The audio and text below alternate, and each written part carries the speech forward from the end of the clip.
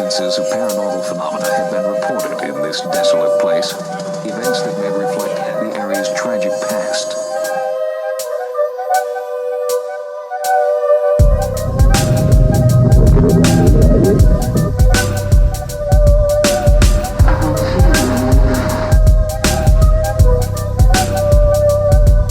Whatever they are, whatever you call them, ghosts, spirits, shades, specters, apparitions, there is not a corner of the world they do not inhabit. I'm coming through. What's going on, guys? Welcome back to Other Dangerous Podcast, where we talk all things paranormal. I'm Ken James, and this is Jason McKittrick. Hi, folks. Sorry. Hey, folks. And if it can haunt, how, or dwell in the dark, we want to talk about it. So, gang, tonight we are starting our series on the legends of Sasquatch. Big boy. Yeah, big boy in the room, big dog. Well, and here's the deal. There's so much, like we said in the last episode, there's so many spots around the world where, you know, there's stories and tales and legends. Every and country. Every country. And there's so many different takes. This episode, in our introduction, just to get it out of the way, I wanted to focus on some of the more fucking lunatic stories that are out there. Sure. And besides one that's from one of my favorite presidents, Mr. Teddy Roosevelt. That has Is that the new thing to do in the playground? Do you ask a kid, like, what's your favorite color? Oh, what's your favorite president? yeah, and they go, pfft, and they know if they can. Yeah. Okay, all right. Yeah, hey, man. Yeah, that's how we roll now. Welcome to 2021. But so yeah, I'm gonna lay out some of the crazier stories that I've heard and some of my one of my favorites. But before we go into that, I will be bringing you this week's jump scare.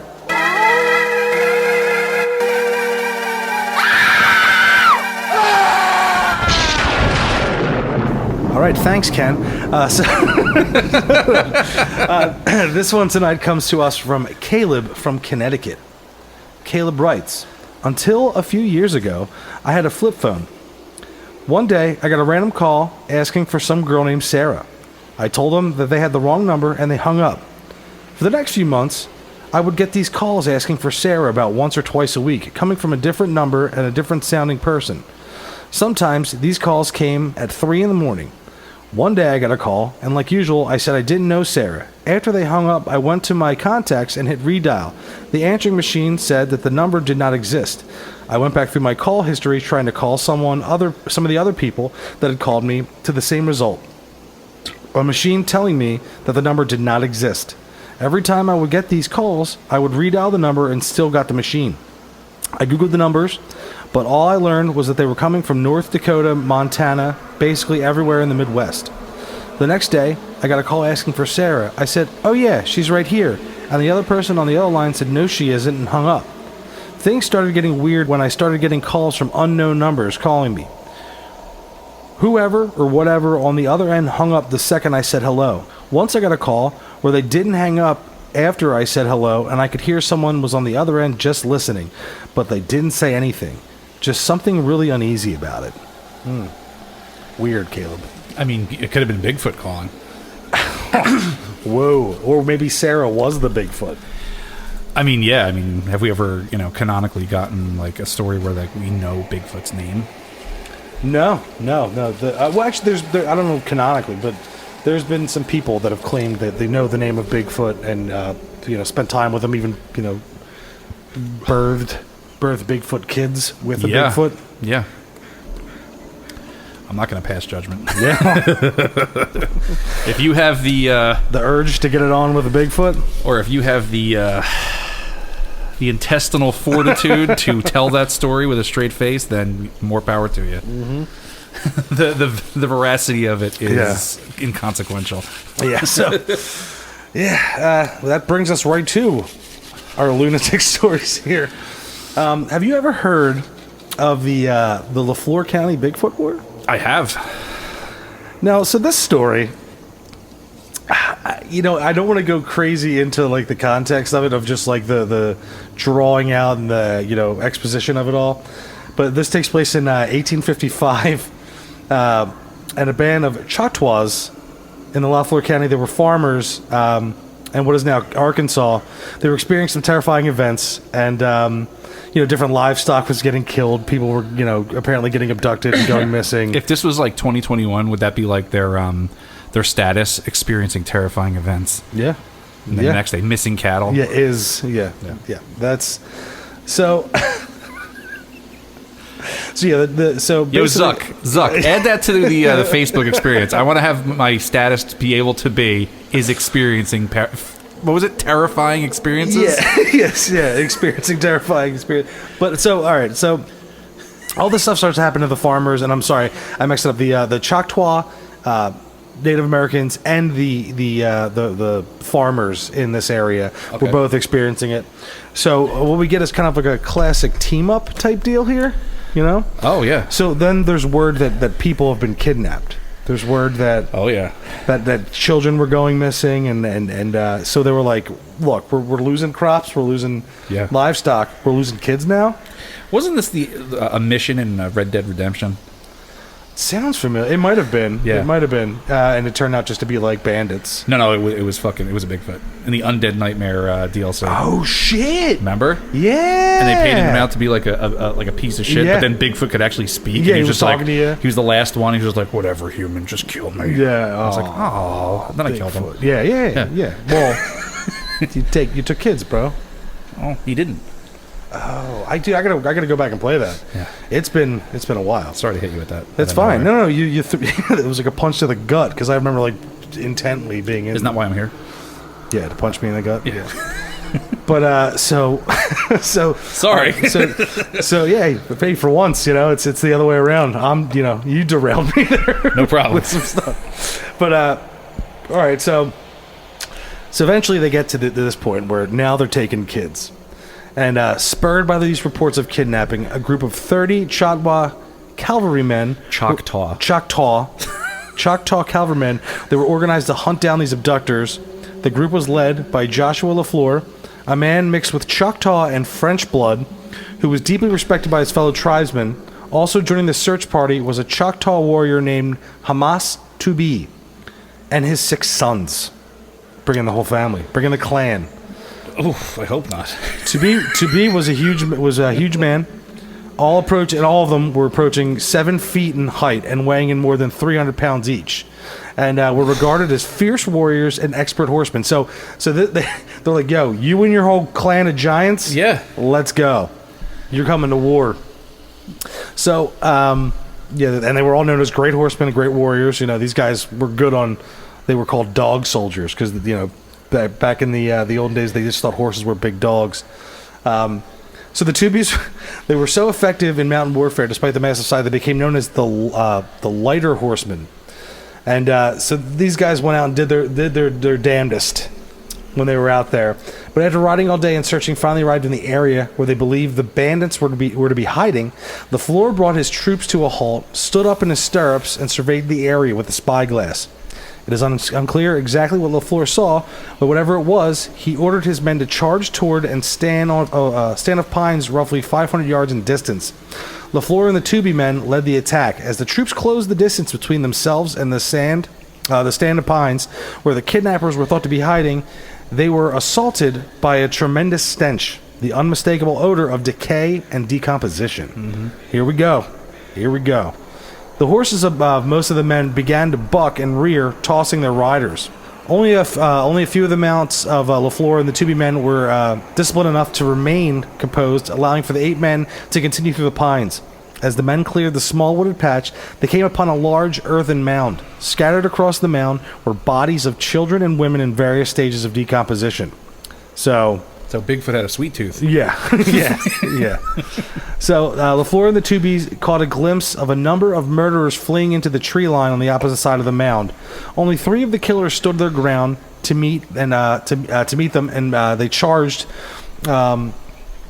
It was this time the cavalrymen realized they were not going up against a human foe. Rather, standing before them, snarling and beating their chests, were 3 huge, hair-covered creatures.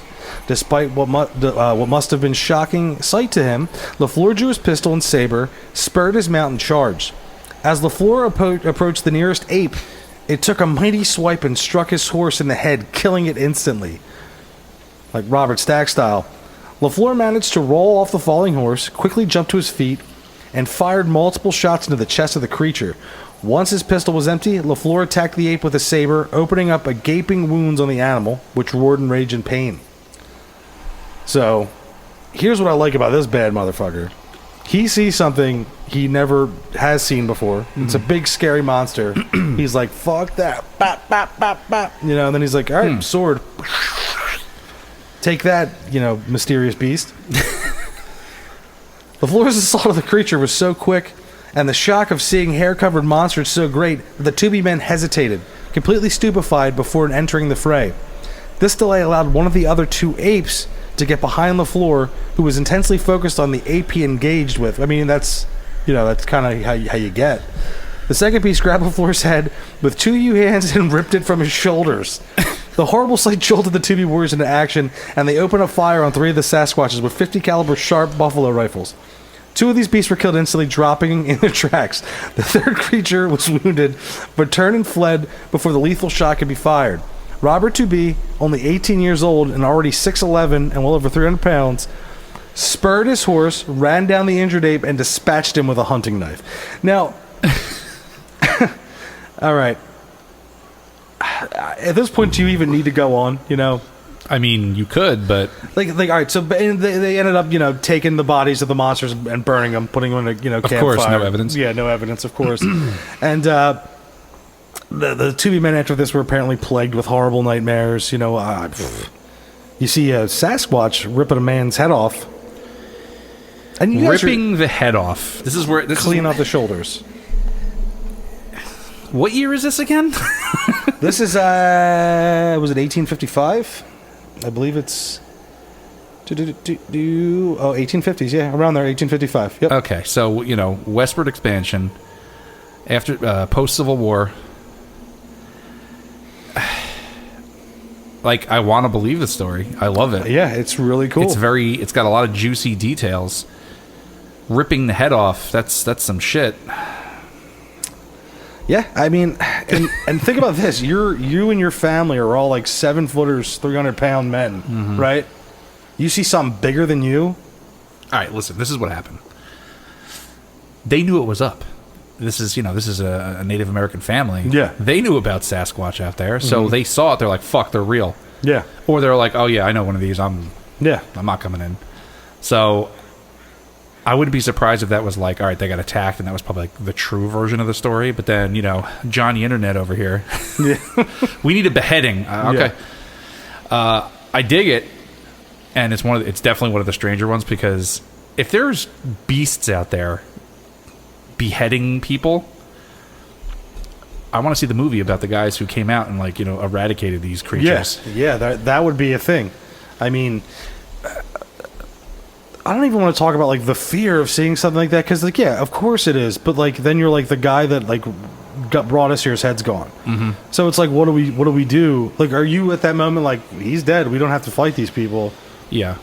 You know, or are you like, there was women and kids back there, we have to event? You know what I mean? Like, yeah, I mean, that was probably a big part of it, if that's true. But I also think that, like, the thing that, you know, when they talk about these stories, like, oh, they were just like frozen with fear, I think it kind of goes in the territory of like, there's that what's called the uncanny valley. I'm sure you've heard of that. Okay. Where it's something that's almost human but not human. And when we see stuff like that, so they usually use that for like, oh, you have these robots that they're making, like Japan. Yeah. It looks human, but we know it's not human, and because it's so close to being human, it's fucking terrifying. Like, there's something about that in our brain that we like can't deal with it. Yeah. So I think that's kind of like some of the thing that might happen here. Like, if people really are seeing these things, or did see them, I think that'd be like, what is that? Like, it's definitely not a monkey, but it's not a man, and it's in between. So when it's like, and we've not seen these things before. So I think it's like when they have these experiences, they see them and they're like, I think it takes them a minute to be like, all right, that's real, and it's ripping heads off. Yeah. So I think that's what comes in. Like, I think that's one of the things that when we talk about these stories about like Sasquatch sightings, Bigfoot sightings, you know, massacres. Yeah. Aside from that, seeing it is probably just the sight of it is like, what the fuck? Yeah, I wouldn't I don't know if I'd be able to process it. Like, and you hear all these stories, and there's like, the flying Sasquatch guy that has like the Ewoks on video, like, Right. and you're like, I don't know why I don't believe. Well, I know why I don't believe it, but like, you're like, no. You put some servos in a mask, like your brother-in-law. Oh, like, that guy. Yeah, like I think his sister-in-law like owns an effects studio, a special effects studio or something like that. That guy's. Yeah. Well, all right. So I wanted to bring that one up first because that one is like, they went to war with Sasquatches, and there's like this legend, and there's like other stuff backing it up and other stuff, discrediting it. Either way, it's a cool fucking story. I dig it. Well, I've got one. This one is also quite interesting because it's recent, but it is not an American sighting. Okay. These are the rock apes of Vietnam. You heard about these? We've discussed briefly. Okay, so the rock apes were seen in like numerous, like detailed accounts by American troops during the Vietnam War. And they're surprisingly uniform in what they've seen. Mm-hmm. And they get their name because, okay, so this is your classic Bigfoot, right? Yeah. Tall hominid, over 6 feet tall. And they got their name because they would throw rocks at the troops. Like, ridiculous. Yeah. So, one particular hill in Vietnam was the site of so many of these like rock ape sightings that it became known as Monkey Mountain. Oh my God! While no corpses of these strange creatures were like ever recovered, or any clear pictures were ever taken, of course, the fact that sightings of them were so widespread and common throughout the war makes them worthy of at least like an investigation, right? So, rock apes. I'm laughing because I love this story, but at the same time, it's like probably horrifying. Because, like I said, all right, they had this this propensity for throwing rocks, right? Usually in retaliation, though. After rocks were thrown at them first, this is another thing that came through. Mm-hmm. They were also said to toss grenades hurled their way back at the throwers on occasion. And they were just like, throw rock at me, throw rock back. Like they were like puny human. Described as being up to 6 feet tall and strongly built with long limbs and protruding stomachs. The rock apes were said by witnesses to be covered in brown or reddish brown hair. Okay, that's a little common in the Bigfoot community. Right, and the reddish brown makes me think of like, so this is Vietnam. You have sun-kissed Bigfoots. Yes. Yeah. That's it. Okay. That's our next t-shirt. Sun-kissed Bigfoot. They were also thought to live in troops, which are like groups, rather than living a solitary existence like our stateside Bigfoot. Yeah. And their habitat was confined to remote areas of the jungle, far from human habitation. Areas that the Vietnam War like opened up, because before the war, like no one was really out there, but because of what was going on, like they were coming into these areas that were like had not been like penetrated by man at all. And I love that aspect of like you're getting dropped into like Bigfoot land, to Bigfoot territory. Yep. So at first, like descriptions of them seems to point to the fact that they may have simply been like what is it usually a misidentified orangutans. Right, Yeah, it's got to be orangutans. They've been extinct there for thousands of years, though. They're just not there. Yeah. Also, much of what troops in Vietnam reported about the rock apes doesn't really match typical orangutan behavior. Like throwing rocks and grenades. Yeah. While orangutans are sometimes social animals, they spend far more time foraging alone. So, like them being in troops, like chimpanzees, they live in troops. Mm-hmm. Another possible candidate for the misidentification is the northern white-cheeked gibbon, which is native to Vietnam. Like the mysterious rock apes, these gibbons live in large social groups and spend most of their time in the trees. But the size descriptions do not match up. Like, they're small. Yeah. Sightings of rock apes by Viet Cong and NVA troops were also common enough that an NVA general, nope, not going to try to do that name, organized an expedition in 1974 to try to capture or at least kill one of these legendary creatures, which is crazy because you would think like Americans are going over there drinking Drano, whatever the fuck they're doing. And they're like, oh man, there's fucking gorillas out here, dude. Yeah. You know, but Yeah, this is their own people Yeah. who live there. That so this guy tries to organize an expedition. It was unsuccessful though, and no hard evidence for the existence of the rock apes were found. So another expedition was organized by a professor at the local National University of Vietnam. Was also unsuccessful. However, strange human-like but not human footprints were found in the jungle in 1970 by another professor. He made casts of the footprints, but no further evidence of the rock ape's existence exists. So, there's a striking aspect to this about these sightings of these rock apes that were reported by the American troops is that these creatures showed like no fear of humans at all, which is weird. Yeah, because they displayed this trait to such an extent that the startled troops out on patrol in the jungle would allegedly often happen on rock apes at a distance of a few yards, often getting quite a fright as they thought they had just come across an enemy patrol. Rather, it was a troop of these rock apes. So they were like mounting up like their own war. Yeah, they're like coming out and like, they're just together. They thought they were like, oh shit, you know, there's the enemy, there's Charlie. Yeah, and yeah, and no, it's just like a rock ape holding a rock. Like a bunch of them just like looking at the rock and looking back at them. Like he's like, you got any of those grenades? Yeah, those go big boom. Yeah, exactly. This apparent lack of fear of humans could be explained by the fact that rock apes, if they did exist, inhabited ranges that were usually so far away from humans that they saw them as no threat. Or if reports about their large size were accurate, they saw human beings as too small or weak to present a significant threat to them. So, on at least one occasion, in fact, a large troop of rock apes were said to have attacked a group of Marines. Bad move, rock apes. Yeah. An explanation put forth by skeptics to explain away the rock ape phenomenon is that the creatures were mere hallucinations conjured up in the troubled imaginations of young men who were in a hostile, inhospitable environment and under extreme stress, with their lives under constant threat. The perfect sort of environment and conditions for the young brain to conjure up illusions. Okay. I mean, so you're saying like, you know, shell shock gives you rock apes? Yeah, I don't know, man. And they're all they're all having the same image. So here we go. Also, the prevalence of marijuana use may have served to further prime the troops' minds for illusions, even though it is not a hallucinogenic drug.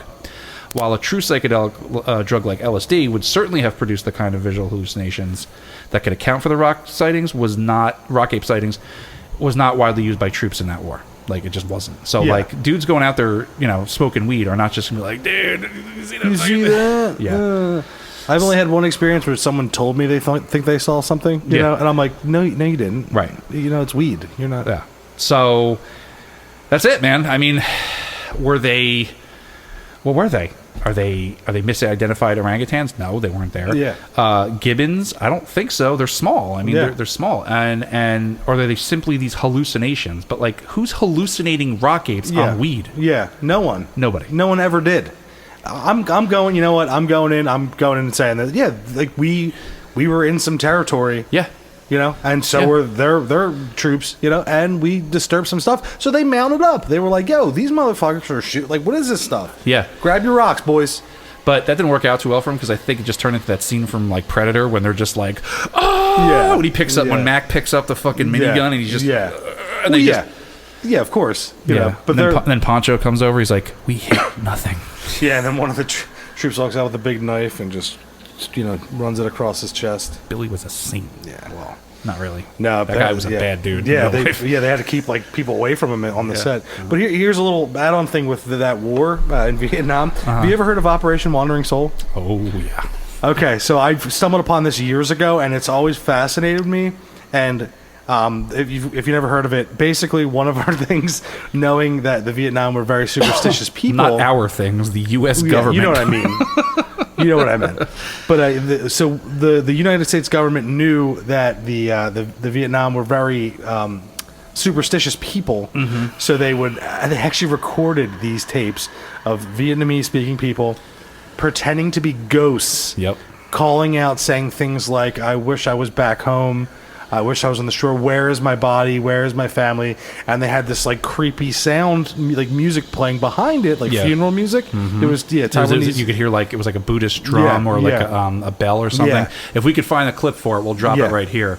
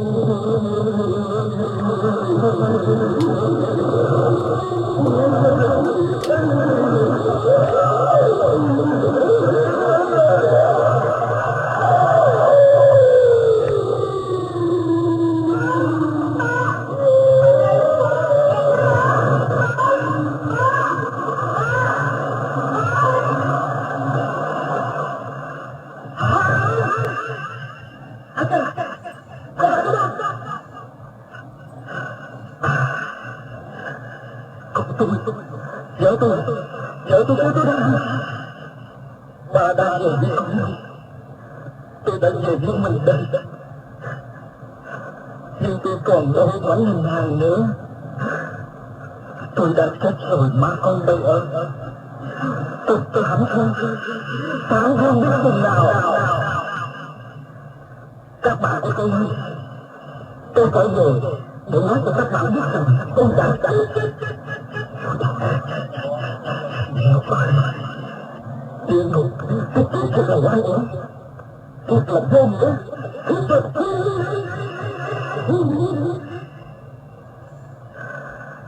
nhưng lúc tôi biết thì đã quá muộn rồi. Các bạn còn sống, còn con người các bạn đã được nhiều thương yêu của các bạn. Các bạn không biết gì hết. Trở về các bạn, những mau đi, nhất quyết mau đi, lừa bỏ các bạn. Nếu không thể tránh được cái tình cảm thương như tôi. Trở về đi các bạn ơi, nếu không thì quá muộn rồi, quá trễ rồi. Trở về đi, về đi các bạn. Về đi.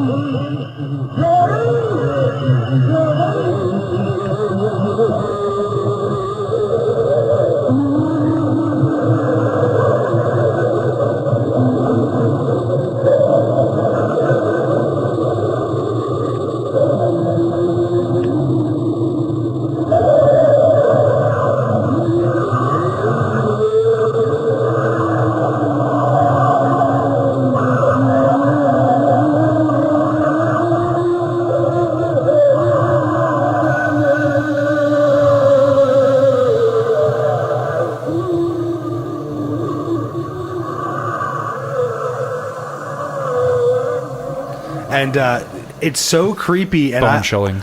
There needs to be a movie commissioned about the making of that. That would be awesome. Like the actors involved, like the voice, you know what I mean, and like them going into. Apparently, it worked. Oh yeah, dude, they would play it on loudspeakers throughout. Yeah. Do you think any of the rock apes were like, "I got to get the fuck out of here"? What is that? Wait, what is that? They were like, "I don't understand this language," and they just start throwing rocks at the speakers. I just wanted to throw that little tidbit in there, though, about because it's the craziest thing, and I'll drop that in there. But the rock apes, I like it. I think it's got merit. But Jay, have you ever heard about a man named Albert Ostman? Oh, Albert Ostman? Yeah. Was he kidnapped at one point in his life? Allegedly. This one's a shorter one. Okay. Not the time that he apparently spent there, but You can pull this one up, but he was a Canadian prospector, claimed to have been abducted by Sasquatch and held captive for 6 days. And he said this took place in British Columbia in 1924. Now, this one's a quick one, so I'll read it out here. In 1924, Albert Ostman, a lumberjack and woodsman, went to the area for vacation. Ostman had heard stories about the man-beasts who supposedly roamed these woods, but refused to believe them. As Ostman lay asleep one evening, a Sasquatch purportedly picked him up, carried him off while he was in a sleeping bag. Ostman was carried in his sleeping bag across the county for 3 hours by a Sasquatch. The Sasquatch dropped Ostman down a plateau. Standing around him was a family of 4 creatures. Albert was kept captive by the Sasquatch. The captors were 2 adults and 2 children, which they held him there for 6 weeks. One of the Bigfoots was reportedly 8 foot tall. Ostman did not use a gun on them, as they had not done him no harm. So he had a gun.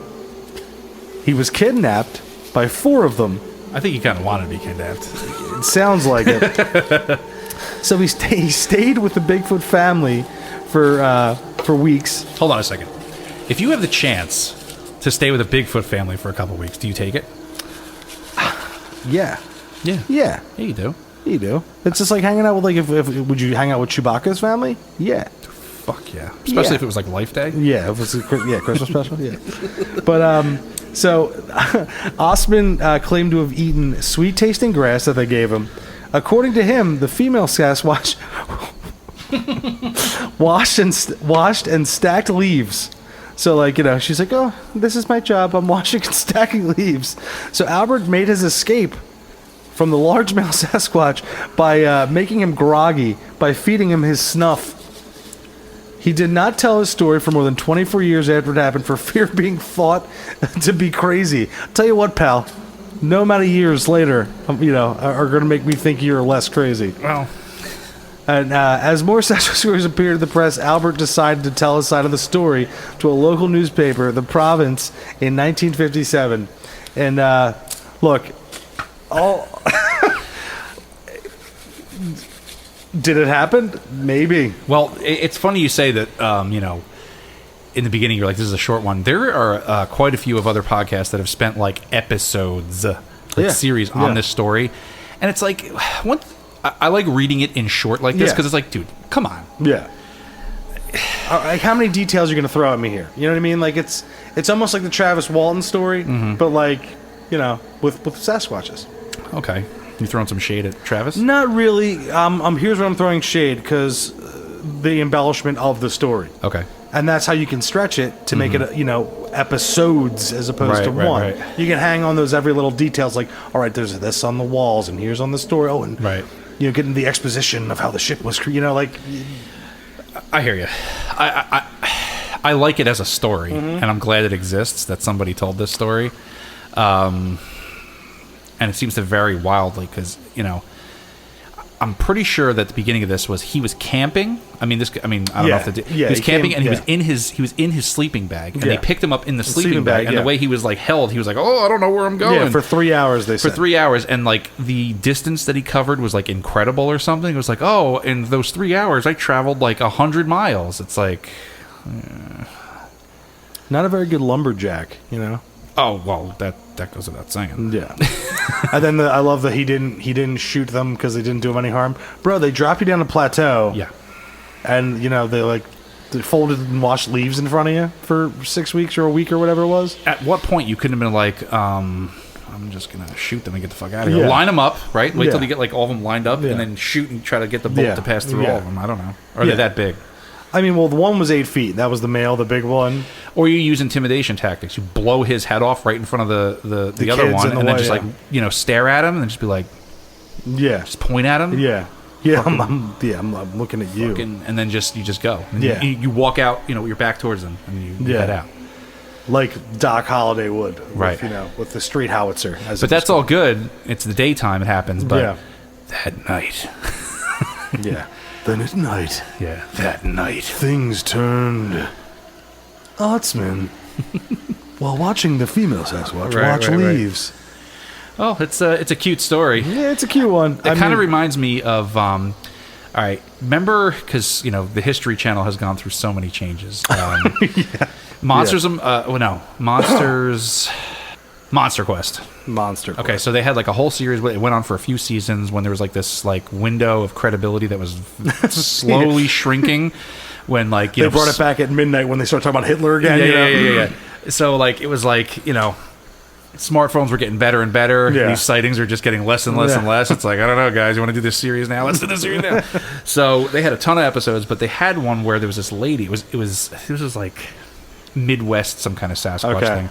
And the lady, allegedly, she lived in this trailer, and she had like a relationship with this family of Sasquatch. They used to come up and ask her for sugar. Yeah, that's what I was talking about. The other one, the banging. Yeah, I know what you're talking about. Yeah, she's like, they come up and they're like, oh, can you give me some sugar? Yeah. And I remember watching it. I was like, what am I watching? Yeah. And then she was like, she demonstrated for the cameras how they hunt deer. I was like, what the So good. Yeah, well, that's the money right there, man. Like, I mean, if you can get, like I said at the beginning, if you can find someone with, the balls to tell that story, sand to tell that story with a straight face on camera, and then crawl around on the floor showing how they hunt deer. Mwah. Yeah, and that like she in her head was like, "This is my ticket to the big time." Mm-hmm. She's like, "If Tim White can do it, I can do it." And then right, and she was like, "I can be the."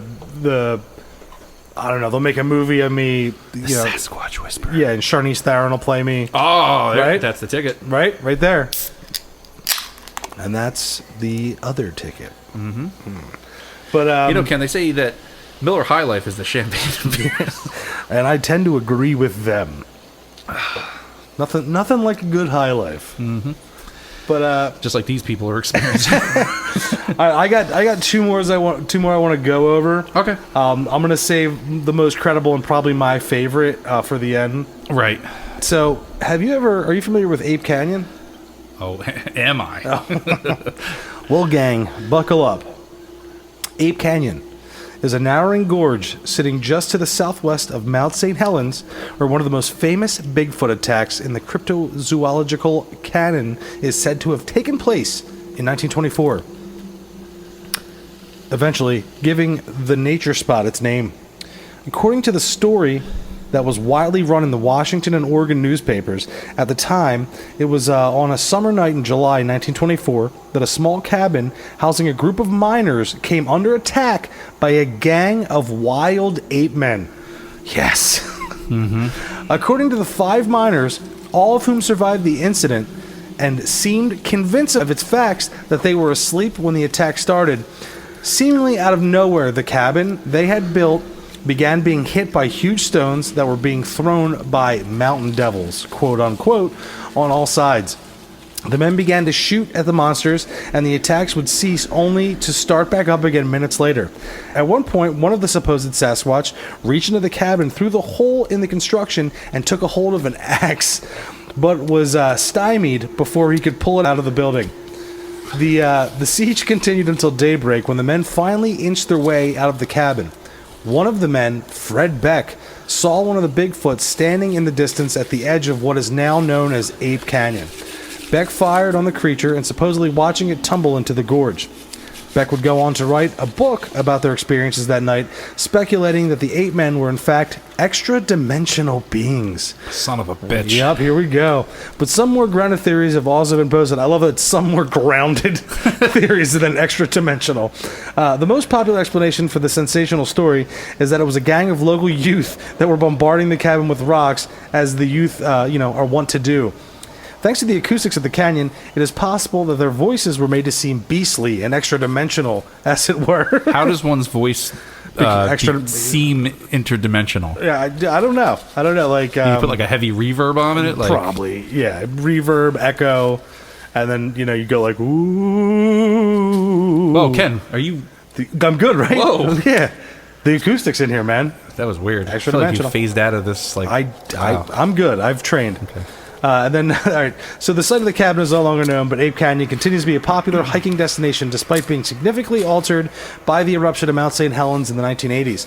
It has seemed that not hordes of otherworldly Bigfoots nor active volcanoes can keep people away from this lovely spot. And here we go, gang. I guess, do you think this is the start of the Bigfoot as extra-dimensional being? I think so, because there's another, which we're going to go over down the road. It's the, I believe it's the Chestnut Ridge incident, where, like, they start this seems like maybe after. Like, this is, like, almost like they retconned this and said, oh, maybe they're interdimensional. Maybe not. Yeah. But I think it was, like, people got to a point where they're like, well, I don't know if it's just monsters running around the woods, because where are they? Yeah. Like, where are they? So then you're like, well, how do they hide? Oh, they're really good camouflage. I don't know. Well, technology's starting to catch up. How do we keep this going?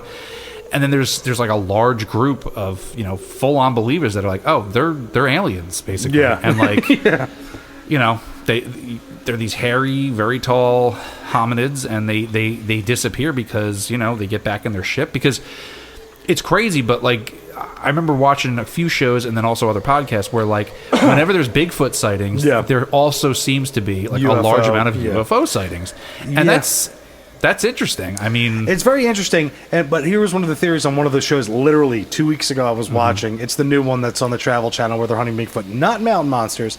But the guy was saying that certain animals have the ability to cloak themselves, like octopus, squid, stuff like that, and certain lizards and frogs.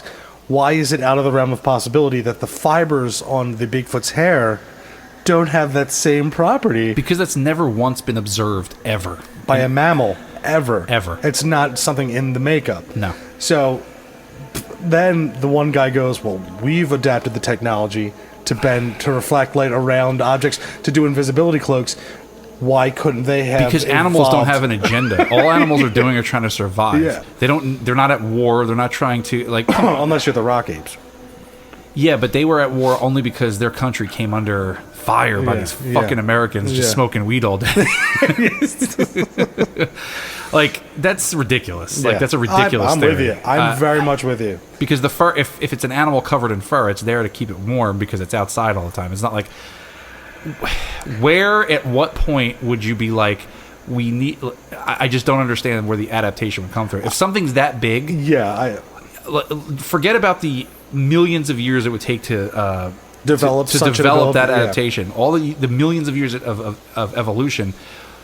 Like, you're saying, why do they need to hide? So because they're hiding from humans? Well, we've only been here so long. Yeah. So it's like, it's ridiculous. Yeah, I'm with you. So what are you saying? That the fucking fur is like these fiber optic fur? That's what they were going for. That's the worst thing I've ever heard. Like, the main researcher was like, well, that's good. And I was like, I go back to what you said all those years ago with the, I don't know if I'm allowed to talk about it. What? The Jersey Devil Museum. And you were like, it's just for TV when I can say that. Absolutely. Okay, so yeah, when Destination Truth took your clay piece of fake New Jersey Devil. You have to go back to all right. So Destination Truth, our boy Josh Gates. Josh Gates. So there's the Jersey Devil episode. Jersey Devil Museum, Asbury Park, New Jersey. He was Kermit the Frog, wasn't he? Yeah, okay. All the time.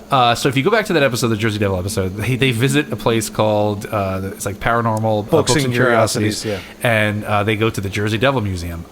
Everything in that museum was made by me. I was hired by the owner, Kathy Kelly, and I made everything in there. All the wet specimens, all this whole story behind where this stuff was found. I made it up. Me, this guy right here, by myself. So Josh Gates rolls in with his sci-fi money or whatever channel it was on. It was sci-fi. Sci-fi. And they're like, oh, can we take one of these wet specimens and have it analyzed? And she's like, oh, yeah, that'd be great. Be wonderful. Yeah. So they come back with, oh, it's some kind of, it has fish DNA in it. Folks, Human and fish DNA. Folks, this was a jar that I bought from Michael's. I took a piece of Sculpey and made it into like an intestines-looking thing. And then I poured coffee in there to look like dirty fluid. And they came back with fish DNA. So if I'm like a fish person and I don't know it, I mean, maybe that's a surprise coming down the road, but that was all for TV. Yeah, and it was. I remember because I was watching it with my brother, and we were watching. We're like, oh, they're going. So I remember texting Jay because we were watching it live, and I was like, fish DNA, and he was just like, dude, it's TV. It's all for TV. And it was kind of funny too because we were sitting there like, all right, please don't blow us up because at the time I was very much involved with it. And we just looked at her like, whew, and then we gave each other a high five because that throws them off the trail. Because they're like, this is clearly polymer clay, and like, and it was funny because his analysts were like, "You motherfucker!" And they had to like come up with polymer clay and coffee. You son of a fuck! But it's funny because they have an actual expert, like whatever her name was, with letters after her name. I was like, what did they have to pay her to say that this? Can you imagine? I can't even imagine. Oh my god! And then I was like, did I eat any fish when I made this? I was like, I'm not really a big fish eater, so I was like, oh man, that's it was just beautiful story. It's So if you want some hilarity and you want some behind the scenes knowledge, go ahead and go back, watch that episode. All that stuff in that museum, all of it was made up by me and just me. So funny. That is so funny. I had to get that little segue in there because a lot of times people like that listen to the podcast will be like, well, why are you so sure that this is fake? Because it's produced. Like that's one of the bottom things. It's like if it's a TV show, it's entertainment. Oh yeah, and they make sure to disclaim it. But then you don't see what's cut. Yeah, you don't see what's cut. You don't say it's all produced for television. It's all produced for television. And also because I have eyeballs and this shit does not occur in daily life. It does. When have you been driving down the road? Fucking Bigfoot again. Yeah. Oh, like at this point, someone would have fucking hit one with a car. You're like. Although they say there's an agency. Have you come across this? The one that rounds them up and like they're like, this hasn't been my first drop. Like that kind of Yeah, like people will. It happens all the time. Apparently, people fucking hit Sasquatch with their car, and like some super duper government agency comes out. They clean it up. They're like the Men in Black. They fucking blinky thing everybody or whatever the hell. And that's their explanation for why that none have been hit on a highway. Yeah. Because even the most secretive animals, any predator, is secretive. Bears, mountain lions.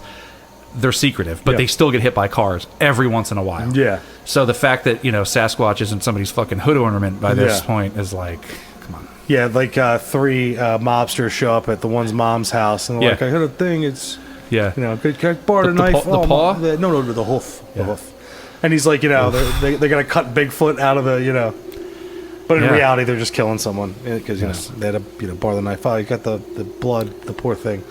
But this is gonna. You okay? Yeah, I'm good. Okay. I'm having fun. I'm having a good time. I'm gonna bring this to my last one. This is, I think, gonna be our closing for our, Sasquatch Legends part one. Yeah, part one is it. This is our last story.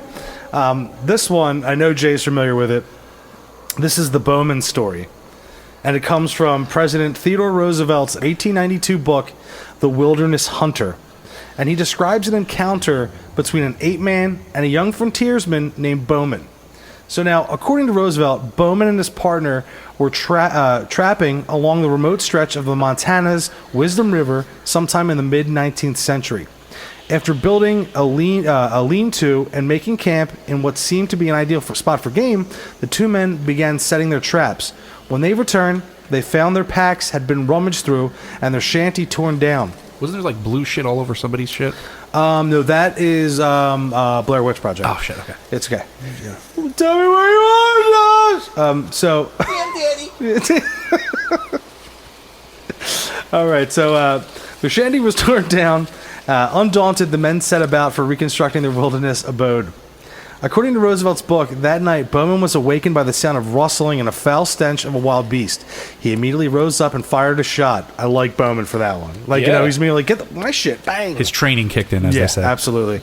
And then he heard something tearing off through the woods. He and his partner were unnerved by this and decided to abandon the camp at the first light. So before I finish it, it's just a little bit more. But so these guys actually, the woods that they were in, this patch, had legends of these people being in there. Yeah. The locals knew it. They told them. But these guys were bad motherfuckers. Bowman and his partner. Yeah. So these guys knew the legends, and they were some of the only trappers and hunters that were like, we don't care. We've seen all manner of beast. We're good to go. We'll be fine.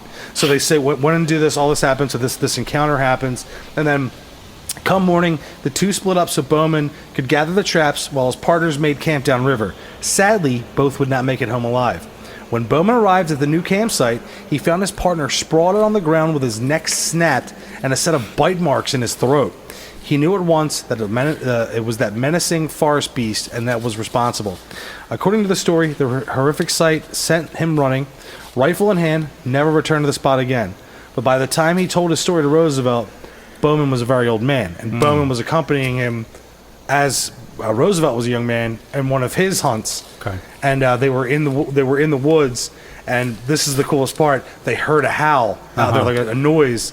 Roosevelt's like, I never heard that before, and I'm an avid hunter. And Bowman was like, sit down by the fire. I got a fucking story to tell you. Nice. He said that. What did he say? He said that was a sound that I only thought was relegated to my memory, and like it all came back to him, and he was like, and he told him this story, and like Roosevelt was like, whoa, and it stuck with him so much that he put it in his wilderness hunting book, which is I love. Yeah, no, that's it's just one of those stories, man. Yeah. They exist, and I like the fact that these all pop up because it's like, why do they keep popping up? Is it just because we want these things to be real, or do we want, like, we just love telling the stories? The Sasquatch stories just they're endlessly fascinating because, like, in the back of your mind, you're like, yeah, but could they be out there? It's like we like to think that, like, man has complete dominance over the planet, but there's those far off corners, and it's like, yes, I want to believe in them, and like, are they out there? I don't know, man. I hope they are, but I don't, probably not. Yeah, but here's the thing: like, even the most skeptical person, don't they get bored with like it's a psychosis? You know what I mean? Like, it's just something in your head that is made. Like, don't you even just get it to a point where you're like, no, this can't be? Because sure. I mean, there's plenty. There's definitely those handful of stories, like we say about this kind of stuff. You got a handful of stories amongst the sea of other bullshit stories that kind of stick out, and you're like, well, right, okay. And then I've definitely heard plenty of times where they're like, well, it's kind of stuck in our like collective unconscious because it's like these things did exist in like our early history. There were, these giant apes that may have existed in North America or anywhere, and we're kind of like remembering them. It's like it's almost like a callback to our primitive mind. It's like us just remembering being like chased down by these things, and they things like Bigfoot definitely exist. I mean, you hear it anytime anyone brings it up. There's the Giganopithecus. They bring that up all the time, and that thing definitely existed. So it's like there's that.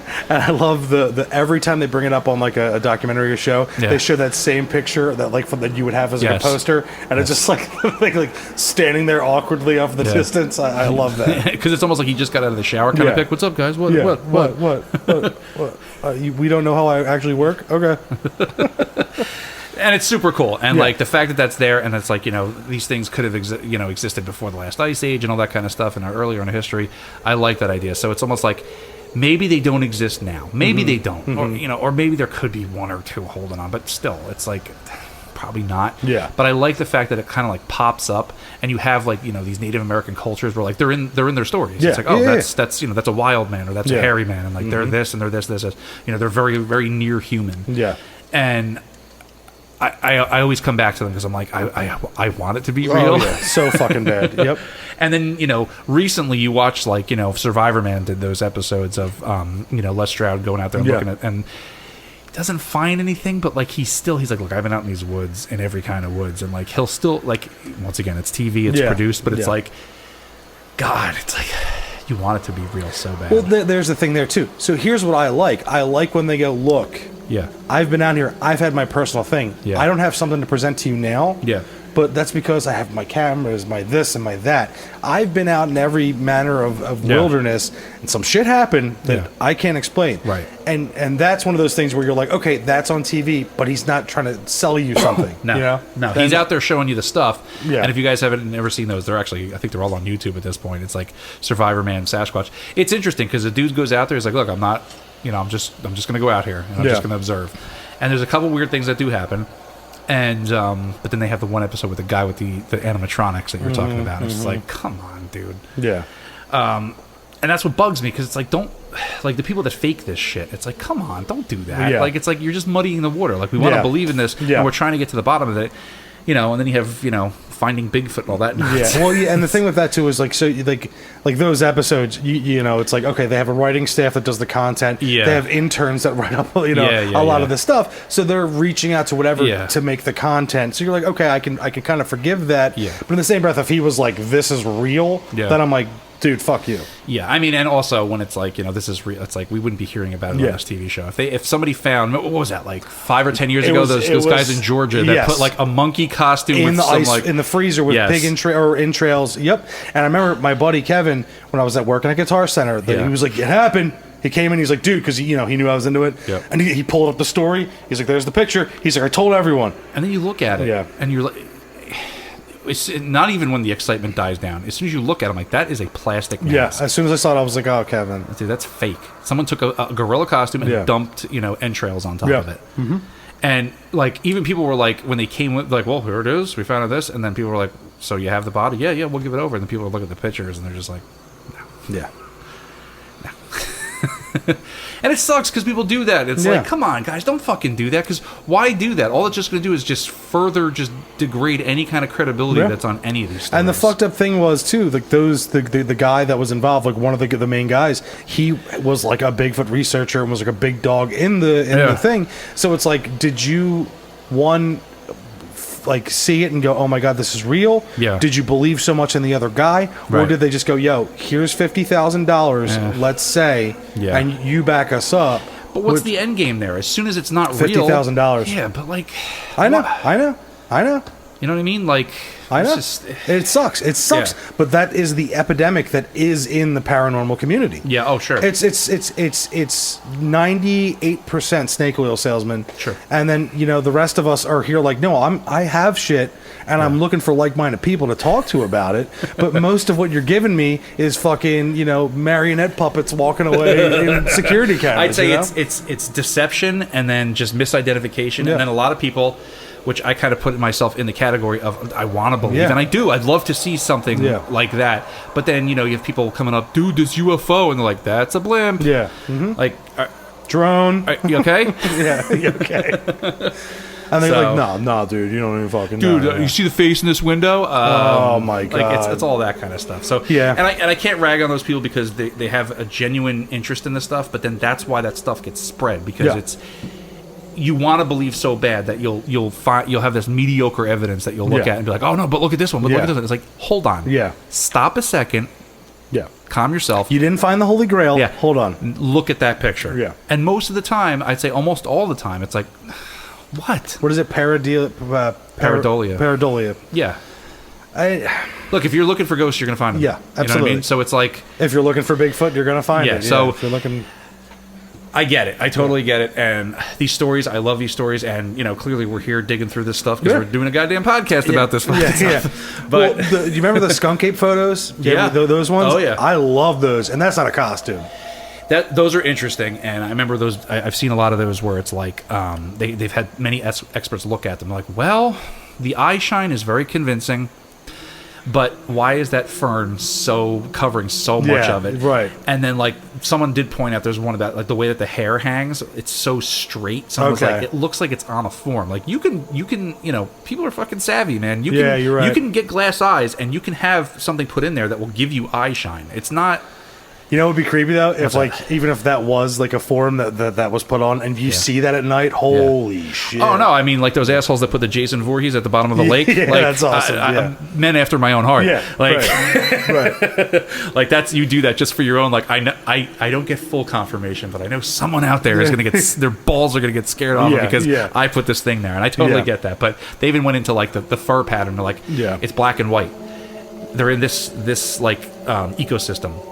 Nothing here would be black and white. Right. Like, they're like, the only reason you have black and white stripes would be if you were a skunk and you're warning anyone coming after you. There's no reason this creature, this size, in this biome would have black and white fur. And I was like, well, she's the expert. And that makes a lot of sense. Yeah. Oh, thanks. Thank you. Yeah, good call. No, that's good.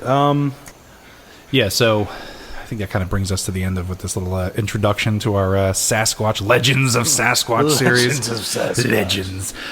So this was kind of like a primer. We're definitely going to go into more full episode on coverage of certain cases. I mean, we're definitely going to do the famous Patterson Gimlin film. I mean, Good stuff. Yeah. Oh, yeah. Definitely going to go into a few of the more famous ones, but I think there's a good primer. We get the crazy ones out of the way that really can't fill a full episode, but are still fun to talk about. Yeah, and that was my big thing too. It was like, all right, these are things that I kind of got into recently, and I was like, I want to talk to Jay about them. Mm-hmm. Save it for the podcast, and we have this coming up. It was a perfect time to unleash him on the world. Yeah, no, I mean, and if anything, this will be even better because we don't talk about Legends of the Hidden Temple for the last 5 minutes of our episode.